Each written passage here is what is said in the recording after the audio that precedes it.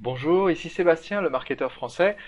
Aujourd'hui, j'ai le plaisir d'accueillir un membre de la formation lancement orchestré pour une étude de cas. Il s'agit de Romy Malbroucou. Romy vit à La Réunion, donc Hmm. cette interview va être pleine de soleil et de bonnes nouvelles aujourd'hui.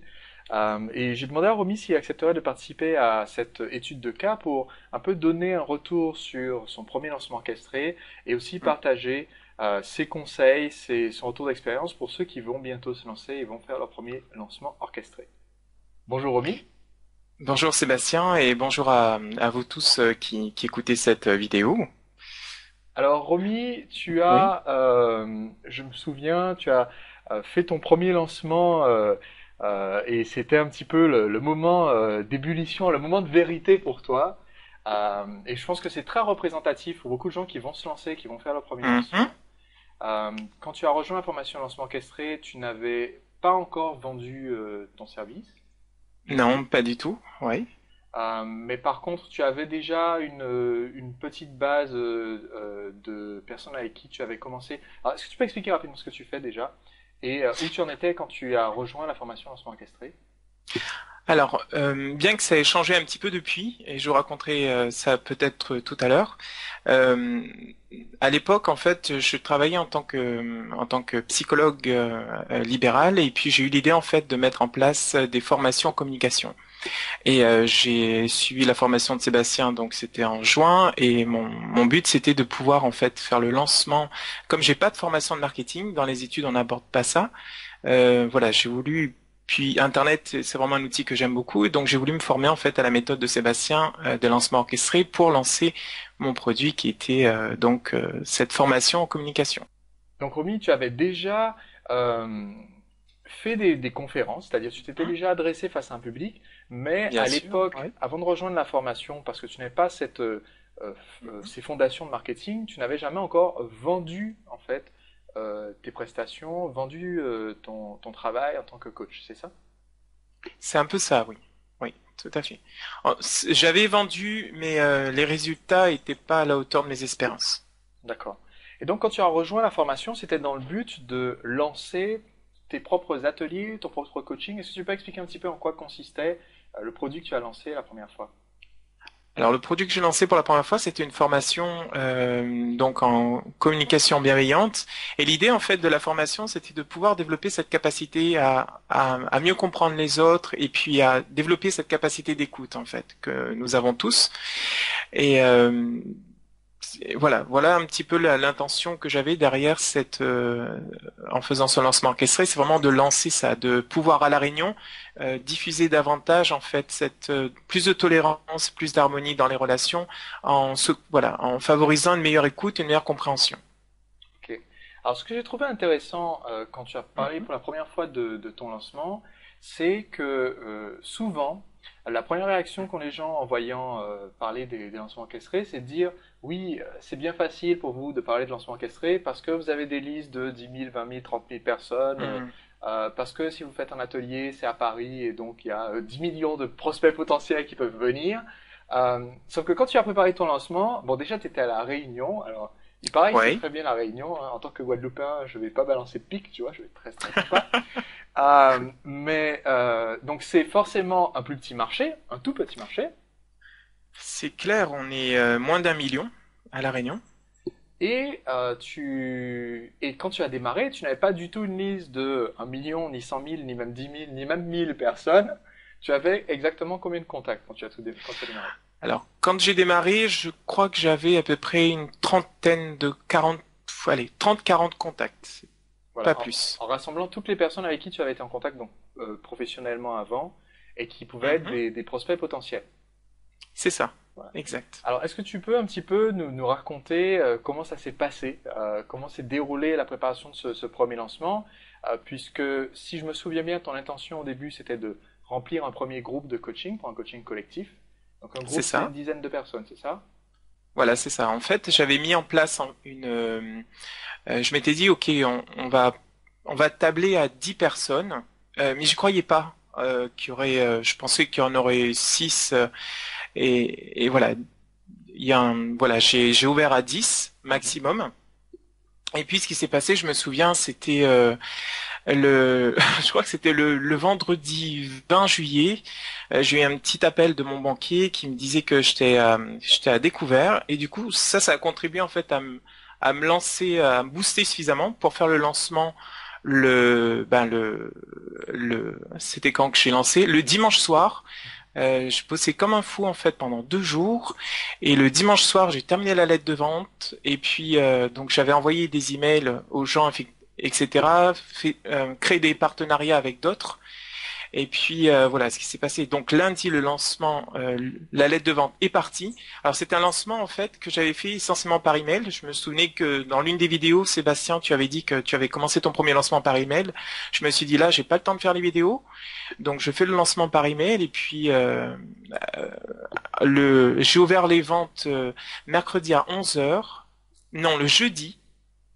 Et puis voilà, en moins de 4 heures, la formation était remplie et j'avais encore des demandes de personnes en fait qui voulaient faire.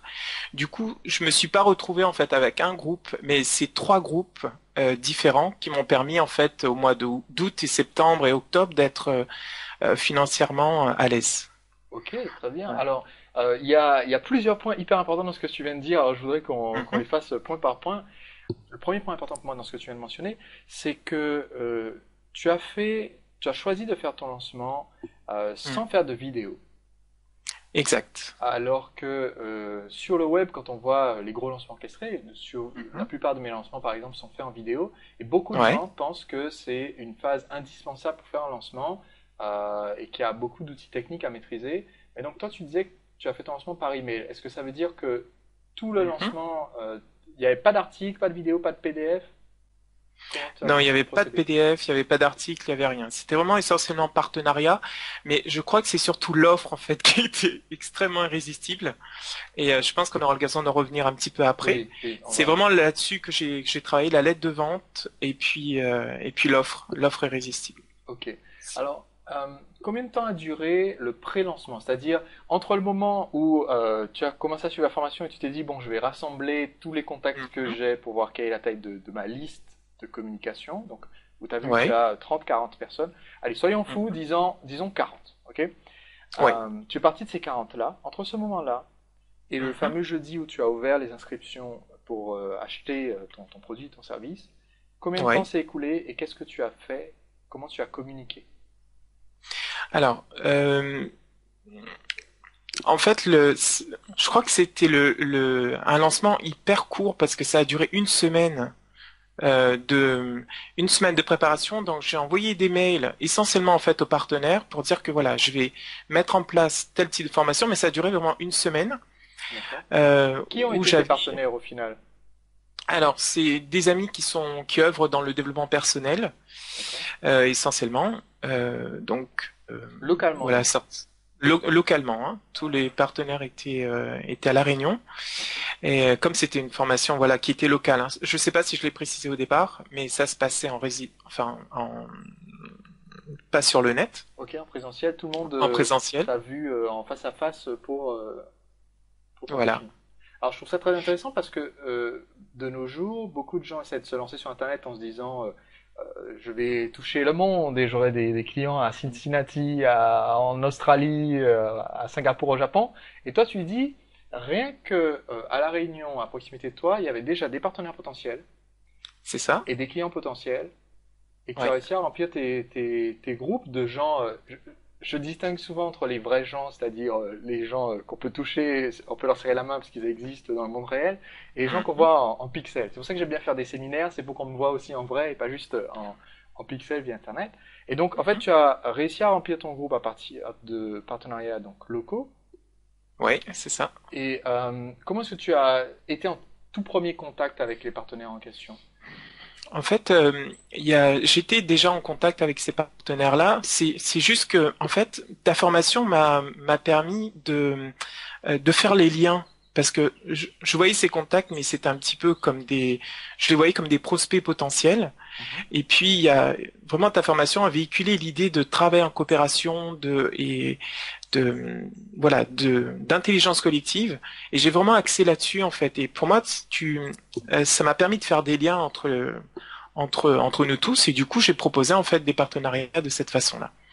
D'accord. Donc en fait, Voilà, tu t'es rendu compte que dans la base de contacts que tu avais déjà, il y avait voilà, c'est ça. il y avait une différence à faire entre ceux à qui tu peux vendre ton produit et Mhm. ceux qui peuvent t'aider à vendre ton produit. C'est ça. Ok, ça c'est un très c'est une très bonne idée que tu as eue au départ de faire ce filtre-là, parce qu'effectivement, il y a des gens qui n'auraient pas forcément été en position d'acheter le produit parce que Mm.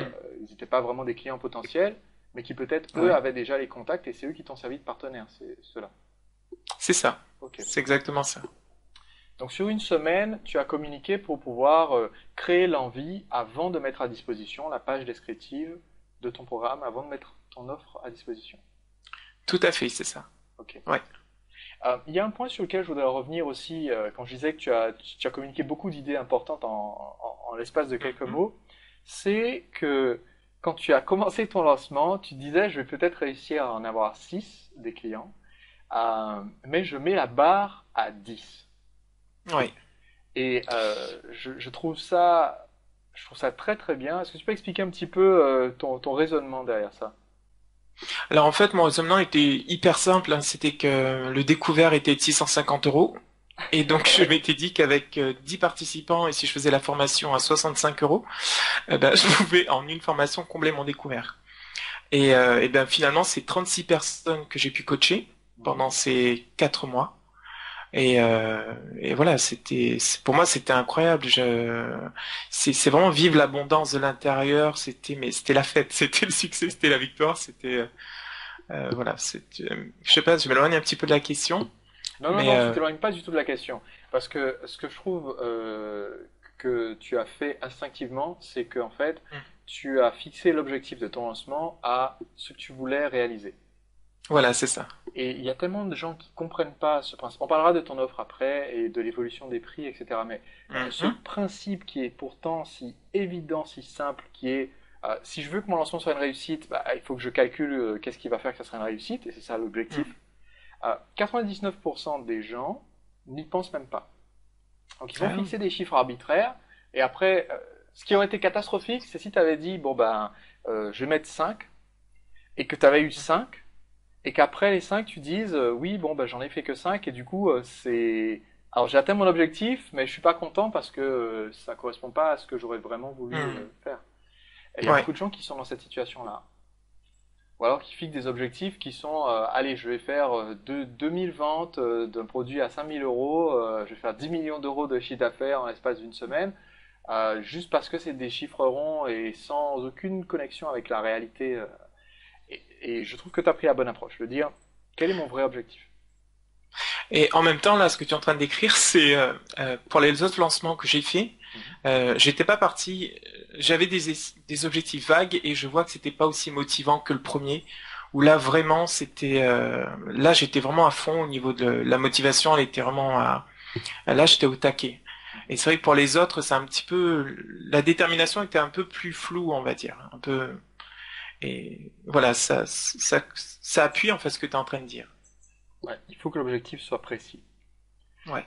Alors, comme on mentionnait tout à l'heure, tu disais l'offre était tellement irrésistible qu'effectivement, après avoir accueilli les premiers membres, tu t'es rendu compte que peut-être Mhm. que tu pouvais augmenter les prix et continuer à vendre le service. Mhm. Je trouve ça très très intéressant aussi parce que ça montre une certaine fluidité. Ouais. Parce que si j'ai bien compris, en fait, il y a eu une augmentation à peu près 50% entre le premier groupe et le deuxième groupe, c'est ça? Ah, alors en fait, non. Je vais être honnête avec les participants qui s'étaient inscrits pour Mhm. 65 €. D'accord? Donc toutes les personnes en fait qui avaient vu ce tarif-là ont, ont payé en fait ce tarif-là. Et c'est-à-dire que mon deuxième groupe et le troisième groupe a payé tous deux, pardon, ont payé en fait 65 €. Après, c'est le quatrième groupe où là j'ai augmenté un petit peu Mhm. parce que lorsque j'avais fait le sondage, j'ai vu que les gens étaient prêts à payer jusqu'à 175 € pour ce type de formation. D'accord? Mais j'avais proposé 65 € parce que moi-même j'étais pas sûr en fait de ma valeur à ce moment-là. Ok. Et que je me voyais mal en fait, je voyais mal des gens me payer 175 € pour une formation dont j'étais pas sûr comme c'était le premier. Enfin, il me fallait en fait il me fallait avoir les retours des premiers pour commencer à construire ma valeur, pour commencer à faire confiance en ma capacité à demander en fait plus aux gens. Ok. Et Donc voilà. là, on parle de prix psychologique, mais prix psychologique du côté du vendeur. C'est plus de ton côté Ouais, c'est clair. qu'il y avait eu l'évolution. Et c'est aussi quelque chose qui m'arrive, qui m'est arrivé à chaque fois qu'on démarre une nouvelle activité, de se dire oui, mais combien est-ce que je peux vraiment facturer pour ce Mhm. produit? Et surtout avec combien est-ce que je serai à l'aise? Parce que il y a d'un côté la course au profit. Est-ce que je peux facturer 253 millions d'euros Mhm. pour par inscription? Et Ouais, et il y a un autre côté quand même, un aspect important qui est l'aspect éthique. Est-ce que je me sens à l'aise avec tel niveau de prix? ouais, c'est exactement ça. Et donc petit à petit, ton tarif évolue en fonction de la valeur que tu mets dans le programme et tu te sens à l'aise au Mhm. fur et à mesure avec les différents tarifs que tu peux mettre dessus. Que je peux demander. Ouais, Voilà. exact. Donc je voulais déjà te féliciter pour ce premier lancement. Merci, merci, merci. Et merci, c'est grâce à toi aussi. C'est Et une réussite collective. voilà, très belle réussite collective. Ben écoute, ok, je prends les lauriers, hein, si tu me les donnes, je les prends. Euh, Ouais, on les partage. Mais, mais ce que j'ai trouvé aussi très intéressant, Romy, c'est que tu m'as mentionné aussi que tu avais travaillé avec une amie pour l'aider à son tour à Mhm. faire décoller euh, un de ses services, en Tout à faisant fait. son lancement. Et donc ça veut dire que après ton premier lancement, tu avais ce recul Mhm. qui t'a aidé donc à lui donner un coup de main. Alors j'espère pouvoir l'interviewer elle aussi pour une étude de cas, mais est-ce que tu peux nous dire un petit peu Mhm. selon toi, sur le premier lancement, d'accord, Ouais.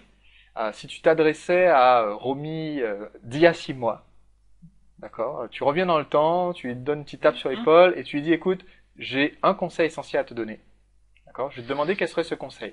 Et ensuite, je vais te dire, te Mhm. poser une question légèrement différente après, qui est Ouais. pour le deuxième lancement, d'accord, parce que souvent on dit le premier c'est un coup de chance, le deuxième c'est une Mhm. coïncidence, et le troisième c'est une compétence. Donc, tu as fait les deux premiers.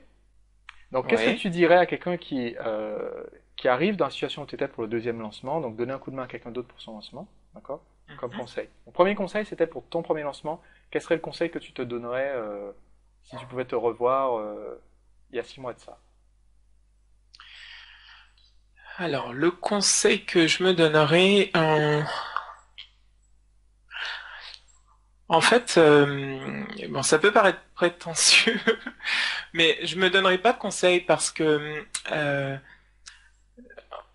si j'avais un conseil enfin, je me donnerais pas de conseil parce que vraiment, il y a eu un enthousiasme en fait pour la formation qui fait que bah, chaque jour je vibrais lancement orchestré et du coup j'avais pas l'impression de perdre du temps dans mes apprentissages, etc. Et c'est vrai que j'avais pris en fait la formule expérimentée pour aller plus vite. Et je dirais peut-être, ah si, un conseil. Ah oui, ah oui, ah oui. S'il y avait un conseil, ce serait Romy, repose-toi davantage. Parce que j'étais vraiment à fond avec la formation. Tous les matins, je me demandais comment est-ce que je peux servir la communauté des lancements orchestrés, qu'est-ce que je peux apporter.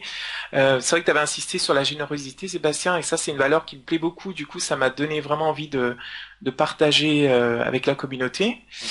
Mhm. Donc, c'était ça. C'est que la notion de service créer de l'enthousiasme, en fait, chaque fois que je me levais le matin. Et j'attendais avec hâte, en fait, de mettre en pratique ce que j'avais appris dans les vidéos. Et donc le conseil, ce serait vraiment de passer à l'action, mais aussi de m'octroyer en fait des temps de repos. Parce qu'il y a eu un petit contre-coup en fait après. Oui, parce que tu étais Euh, sur le forum en train de participer, en même temps tu préparais ton lancement, en même temps tu faisais voilà, des c'est petites ça. vidéos pour aider les autres membres, etc. Donc déjà, je te C'est remercie de ça. la part des autres membres, puisque tu as fait plusieurs vidéos qui ont été très utiles. Et donc effectivement, j'imagine qu'il y a un moment où t'as eu un coup de barre qui a dû te tomber dessus quand même C'est clair. de toute cette activité. Alors oui, donc deux conseils. Alors, donc c'est de faire gaffe au sommeil, Mhm. de et aussi à l'alimentation, parce que c'est vrai que j'avais tendance à vibrer tellement que j'avais pas trop faim et que du coup je me nourrissais pas très bien et voilà, c'est si j'avais un conseil, ce serait faites attention à votre alimentation, à votre sommeil si vous voulez durer sur longtemps, si vous voulez tenir sur la durée. C'est Voilà. vrai que dans le module 6, je reviens sur ce point-là, effectivement, surveiller sa santé un peu pendant le lancement, parce que ça influe sur le moral, et quand ça influe sur le moral, ça influe sur comment on communique avec les clients. On n'écrit pas le même email quand on est plein de pêche au lever du lit, ou quand on a vraiment envie que d'aller se coucher. C'est pas du tout le même mail. Et quand on fait un C'est lancement par clair. mail, par exemple, c'est très visible pour le lecteur. Si c'est en Mm. vidéo, c'est encore plus visible parce que bah, si on s'endort face à la caméra, c'est perceptible. Effectivement, ok. Donc tu disais deux conseils. Donc ça serait effectivement de mieux se ménager au niveau de son sommeil, au niveau de son Ouais, alimentation, pour garder la pêche en fait pendant son lancement. tout à fait. C'est ça. Et quand tu as fait ton deuxième lancement, donc tu l'as fait pour aider une amie, donc c'était pas pour ta propre activité. Oui. Euh, alors il y a d'un côté moins de pression parce que c'est pas son propre gagne-pain entre guillemets qui est en jeu, et d'un autre côté plus de pression parce que on le fait pour quelqu'un d'autre. C'est comme quand on emprunte quelque chose, on a tendance à y faire plus attention qu'à ses propres affaires, n'est-ce pas? Voilà, c'est exactement ça. Plus de pression aussi parce que oui, parce que je le faisais pour quelqu'un, parce que voilà, j'avais fait un lancement qui était assez court finalement, et là c'était on va dire mon premier vrai lancement où là j'ai utilisé Optima Express, j'ai utilisé les vidéos, etc. Mhm. Donc là c'était vraiment voilà dans un lancement en bonne et due forme. Donc on va dire que c'était mon premier pour elle.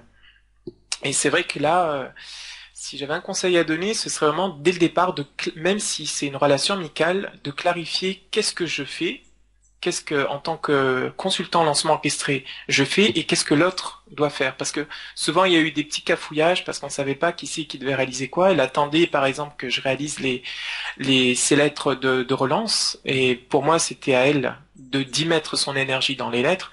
Et du coup il y a eu voilà, il y a eu des cassures au niveau du rythme de ce lancement, hein. Mais ce qu'il y a d'incroyable, c'est que même s'il y a eu des cassures, même si le lancement était un peu cafouillé, on n'était pas OK au niveau des dates, etc., ça ne nous a pas empêché en fait que les résultats soient hyper satisfaisants. Mhm. Euh, voilà, on a atteint les objectifs qu'on voulait. Ok. Et donc, du coup, c'était un lancement en vidéo. Comment tu as Oui. procédé pour les vidéos? Est-ce que tu pourrais donner deux, trois détails? C'est toi qui les as filmés? Alors non, c'est l'amie en fait qui s'est occupée des vidéos, Mhm. de les mettre en ligne. Elle s'appelle Gaëlle. Et c'est elle qui s'est occupée de tout ce qui était la partie vidéo, tout ce qui était script vidéo. Moi, c'était plus le côté technique, mettre les vidéos en ligne, mettre des contenus textuels sur le blog, etc. Tout ce D'accord. qui était la partie WordPress, Optima Express, c'était moi, et tout ce qui était la partie contenu, c'était elle qui l'apportait. Ok. Pour rapidement parler un petit peu des outils que tu as utilisés. Donc pour ton premier Mhm. lancement, pour les emails, tu avais déjà ta liste de contacts, tu les as contactés comment? Alors, je les ai contactés par email et j'ai utilisé un petit outil qui permet en fait d'envoyer des mails en masse, qui s'appelle Oxymailing. Je sais pas si je peux citer des noms. Oui, tu peux Donc citer les c'est noms. Justement, ce que je voudrais, ouais. c'est que tu partages un peu les outils que tu as utilisés pour que ceux qui démarrent et qui n'ont pas d'outils puissent Hmm. jeter un œil et voir. Donc j'ai utilisé Oxymailing. C'est vrai que j'aimais bien leur formule parce qu'on a acheté par mois un nombre d'emails en particulier. Et donc ça m'a permis en fait de bien gérer en fait tout ce qui était la campagne de promotion euh, du du du lancement. Et c'est vrai qu'avec ce logiciel-là, voilà, j'avais quoi? Au final, j'avais donc 40 personnes et c'est vrai que en quoi? En une minute, tous les emails étaient envoyés à ces 40 personnes et je trouvais ça assez hallucinant. À l'époque, je n'utilisais pas encore Aweber. Je savais pas du tout comment trop l'utiliser, mais c'est vrai qu'Oxymailing m'a permis de voilà de De faire mes communiquer. premières ventes. D'accord. Ta page de vente pour ton premier lancement, tu l'as mise en ligne comment? C'était sur un blog? C'était où? Alors en fait, c'était par email. Ah, tu l'as Tout est envoyé parti. par email. Ouais. La lettre de vente était partie par email et je me suis inspiré d'un site qui s'appelle, je peux le citer peut-être aussi. Tu peux citer, vas-y. Alors c'est Yvon Cavelier, je sais pas si tu le connais. Oui, oui. Donc Yvon Cavelier et voilà, j'avais lu un de ses articles qui s'appelait 10 verbes pour une lettre de vente performante. Donc ça m'a, voilà, je me suis inspiré de ça et puis ça a été, mais c'était incroyable. C'était vraiment Et une arme hyper efficace. donc tu as envoyé la lettre de vente dans un mail. Voilà. Et comment est-ce qu'on faisait pour s'inscrire? Alors les gens en fait, j'avais créé un bulletin d'inscription. Mhm. Basique, avec nom, prénom, coordonnées, etc. Et puis j'ai beaucoup en fait utilisé les 7 leviers que tu préconises, Sébastien, D'accord. en disant ben voilà, la formation elle est vraiment limitée, dépêchez-vous. Et voilà, ce qui m'a le plus plu en fait dans ce lancement-là, c'est que le jour J, il y a une personne pour être sûr en fait d'être à l'heure. Les bulletins devaient être envoyés à mon cabinet. Et il y a Mhm. une personne qui s'est présentée En à mon personne? cabinet en personne avec le chèque et tout. Et 2 heures, enfin non, 30 minutes après, une autre personne vient à la maison en fait, à la maison directement. Parce que j'étais rentré du travail, elle m'a dit voilà je suis venu à votre cabinet, vous n'étiez pas là, comme j'habite pas très loin de mon cabinet. Elle m'a dit je veux vraiment m'inscrire, donc comment est-ce que je fais? Je lui ai dit ok bah venez à la maison et puis on fera le bulletin. Et donc j'avais déjà Les c'était au premières bulletin personnes. d'inscription en fait. Ok. C'était des réceptions du bulletin d'inscription, la personne était inscrite pour la formation. Ok. Et le bulletin, donc en fait, c'était un. Tu l'as fait comment avec Word et tu l'as mis en pièce jointe? Voilà c'est ça. Très bien. Alors Ouais. attends. Écoute, Romy, on peut pas dire ça. Tu te rends compte? Les gens pensent que c'est Mhm. compliqué de faire un lancement, qu'il faut plein d'outils techniques, etc. Et toi, t'arrives et tu dis, écoute, j'ai balancé quelques mails et j'ai mis mon bon de commande en pièce jointe et les gens devaient l'imprimer pour l'envoyer. Mais non, attends. Mais c'est la vérité. Je te rends compte que tous les gens qui sont en train de se dire, oui, non, c'est trop compliqué de faire un lancement, maintenant ils ont plus d'excuses à cause de toi. C'est malin. Euh, Qu'est-ce qu'ils vont pouvoir faire maintenant? Bon, ils vont dire j'habite pas à La Réunion, Mhm. donc c'est beaucoup plus difficile. Voilà. Bon, Alors, c'est vrai, ça va être ça. s'ils veulent toucher plus de monde, c'est vrai qu'Internet. Mais moi, c'est vrai qu'à l'époque, je visais pas. En fait, je visais que 6 personnes. Et du coup, voilà, je m'étais dit ça. Bon, Et donc il faut quand même faire un avertissement. Attention, ouais. si vous faites un lancement orchestré, des gens risquent de venir chez vous avec des chèques. Donc méfiez-vous. C'est un des risques inhérents à faire un lancement.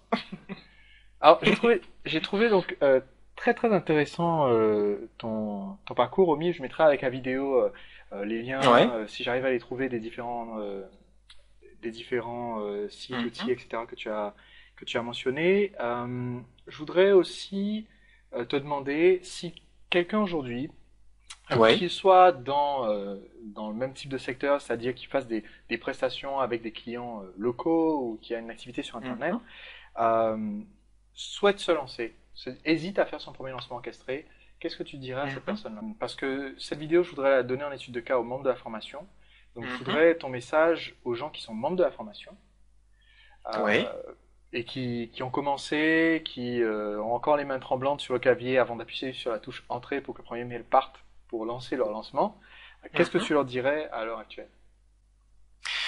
Alors, pour ceux qui font la formation, je leur dirais que j'ai beaucoup aimé en fait l'une des dernières vidéos de Sébastien,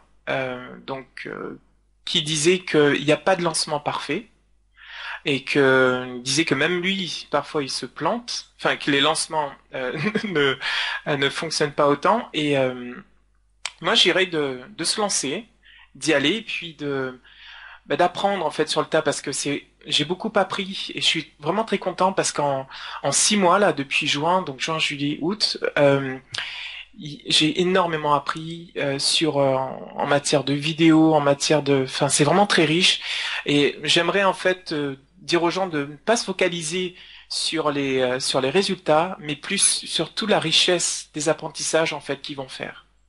Et les résultats viennent par Voilà. la suite automatiquement. Et les résultats viennent pour la suite. Et pour la petite histoire, ça m'a tellement plu en fait tout ce que j'ai mis en place pour cette amie en question que du coup elle m'a recommandé à d'autres personnes.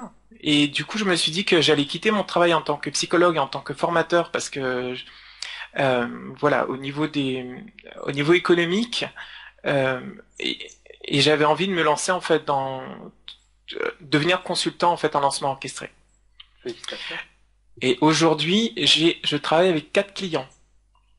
Voilà, Oh, ok. en lancement orchestré.